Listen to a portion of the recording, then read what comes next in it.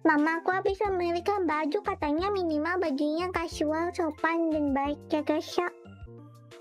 Baju buatan, maksudku, ya kita turun lagi.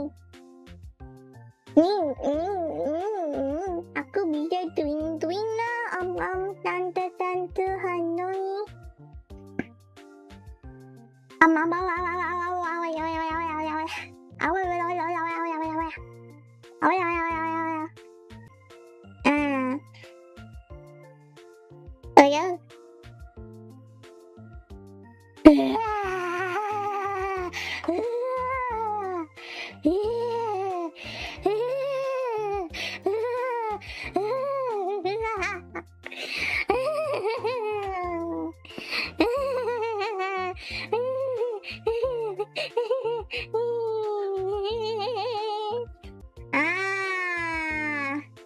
Nah, aku punya rambut ya, bukan nantinya aku botak namanya ya. No, bukan.